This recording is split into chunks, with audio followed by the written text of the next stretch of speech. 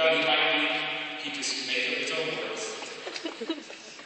His talents were many, from his incredible work with cakes and pastries to being able to install a ceiling fan and never even walk home.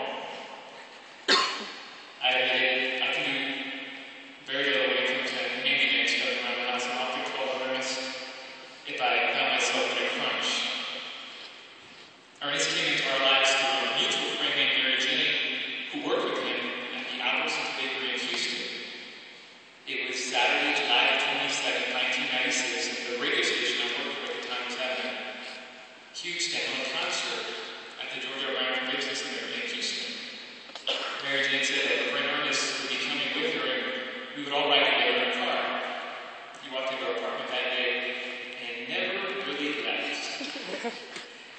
Becoming a fixture in our lives for the next 15 years and actually living with us on and off several times in Houston, as well as in San Antonio.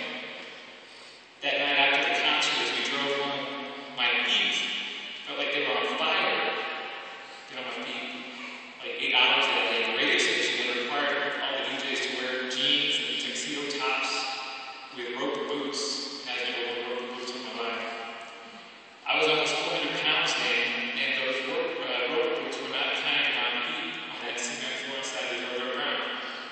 So I asked Mary Jane to pull over so I could take my boots off. It was a tiny little car, you can imagine it was a pretty tight squeeze.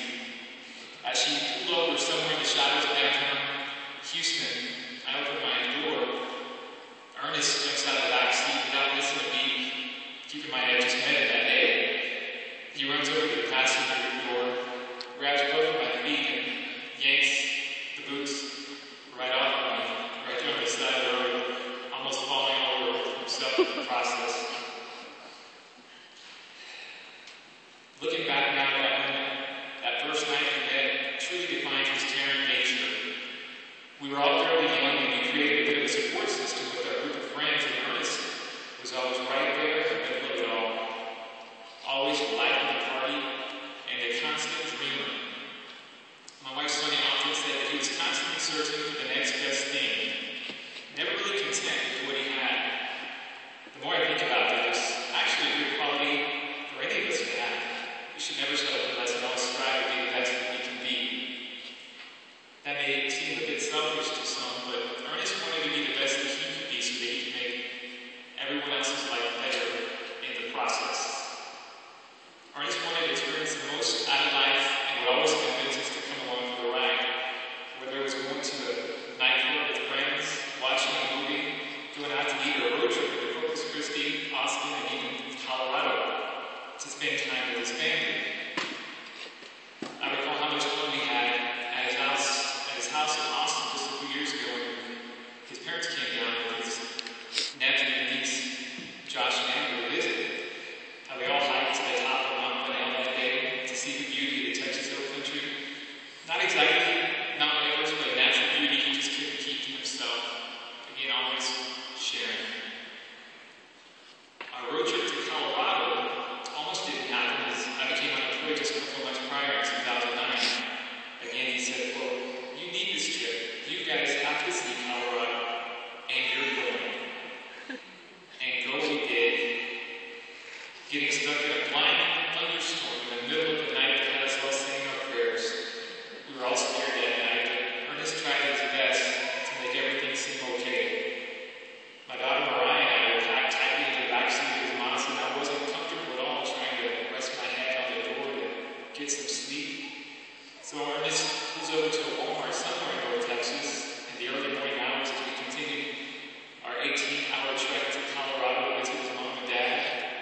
And he and Sonia went inside and gave me a body to make me as comfortable as it could possibly be in the back of that Mazda.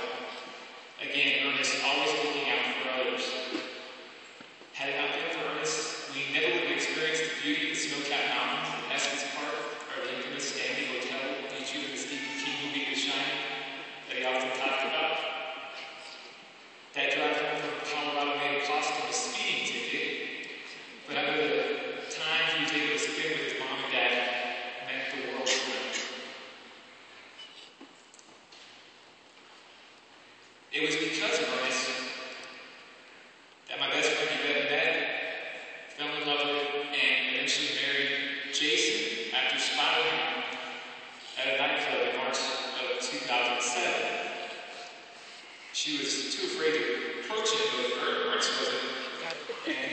brought him right over to her and introduced them.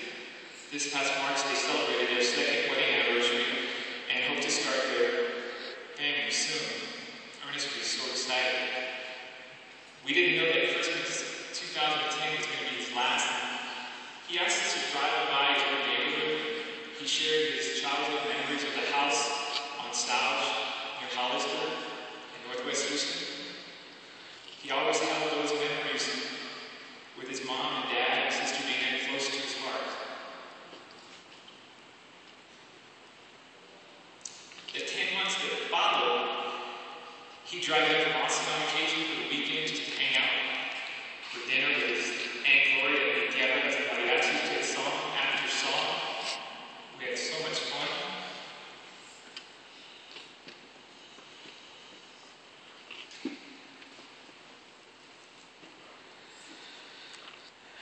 And there's just so many other memories that come to mind when I think about his personality. He'd come to the house with new foods for us to try, give us something he no longer felt fit into his home, or clothes that he would find on the clearance for me, or bring us his old kitchen table and chairs, or a rolling butcher block that we complimented when we had visited his house a couple of years before. Again, always giving him stuff. He was there with Sonia and I as our daughter Mariah left to live in LA for almost a year. Mariah grew up with Ernest, always being there. He was more like an older brother than an uncle, as she often referred to him. Our friendship had many ups and downs over those 15 years, but the last 2 years of his life, we had both really matured and found lots of common ground. One of my last memories with Ernest was last summer when he came in for a weekend. And I didn't get to spend too much time with him since I had started a new job. I was working a lot. I just remember walking out of my home office and he and Sonia had totally rearranged our kitchen with his old table, getting rid of our table. He'd driven it from Austin. Another one of his many talents, making everything work together in a room. Sonia and I tried, but he had decorated mastery. As he left that weekend and said goodbye, he did something he'd never done before.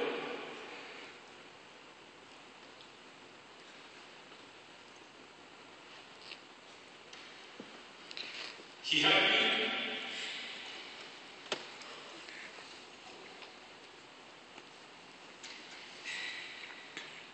And he said,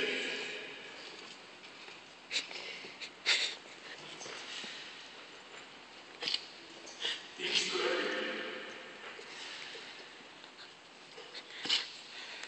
I'm not sure why she chose that paper, but I did.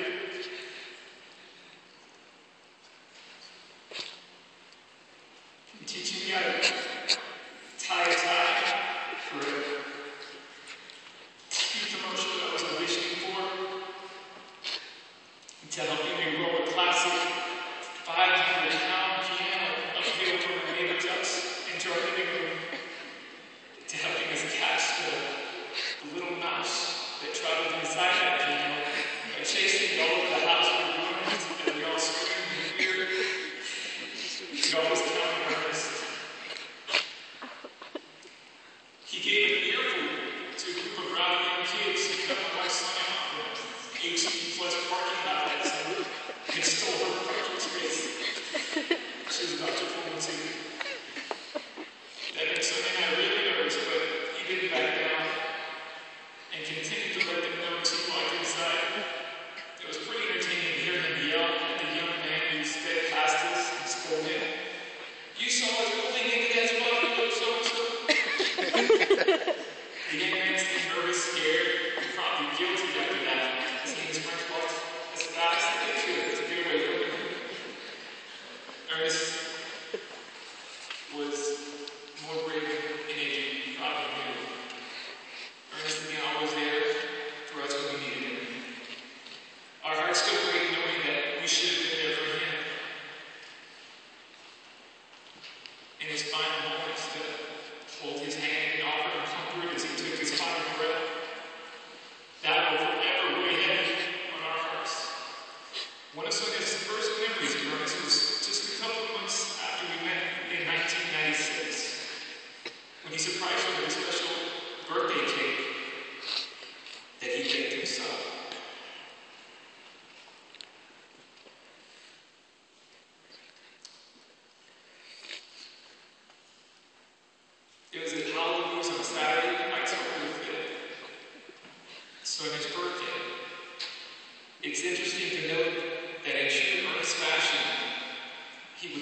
that very same date, 15 years later. A bittersweet memory Sonia will cherish forever.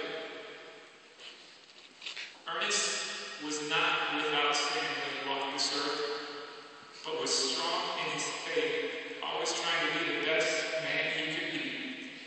Something I credit his mom and dad with, as they're the ones who nurtured him from a tiny infant into a fine young man.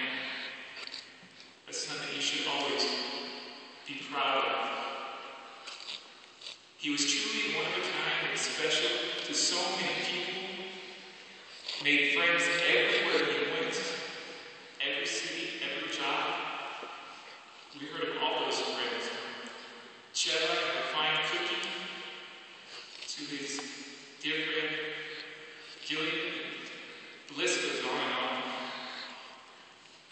Ernest's presence still lingers in our home to this day. A bottle of moving water he brought us from his trip to the valley to his beloved grandmother's native rest still sits on my desk in my office, along with that body pillow in the corner of our bedroom that Sonia and I just can't seem to part with. Or the water dispenser he left us one of the many times he moved away to follow his dream of being an actor. He was so excited when he finally took his headshot. Actually landed a role as an extra on the NBC show Friday Night Lights in Austin. All those material things will eventually fade, but the memories will last forever. Like the time we all met Enrique Iglesias in the parking lot of Stadium's Montana West Time in Houston. I had to practically shove him out of the car to shake his hand, convincing him he would regret it if he didn't. Or the time he and I walked into Jason's Deli in San Antonio and he said, quote, "Maybe I'll try the panini this time." Only he didn't say panini. Use your imagination and just ask me after the service. Over the past month, Sonia and I have been cleaning our garage, trying to declutter our lives, and have found some mementos and letters Ernest had written and typed to us. Sonia even found his ugly old chanclas under the bed in our guest room just the other day. I can still hear him dragging his feet throughout the house in the early morning hours in those slippers, humming a little song. As he made his morning coffee, he was always the first to wake in the morning so that he could get the most out of every minute of every day. He knew our time on this earth was precious and wanted to live life to the fullest.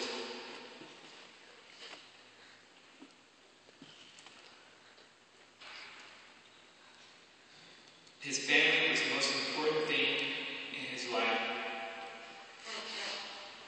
It seemed like from the day we met, he was always talking about the twins, Jason and Eric, and how he wanted to do so much with them. Take him to the movie theater, take him there, and do this and that. You were both a sparkle in his eyes. His niece Amber was his precious little princess. He thought you were so pretty, and he will forever be his little princess. His nephew, Josh, he thought you were so smart, and said he had really great taste in music, sharing in his love of the music of the Beatles, and the love of the state of Texas. And he trusted knowing that Dean and Richard were going to do the best that they could possibly do with the kids. In a letter he typed to me before moving to Colorado several years ago, he wrote something that I'd like to close with today that I think will speak to all of you here today. He typed, quote, "Thank you for being my friend, for the advice you would give me, and for not always saying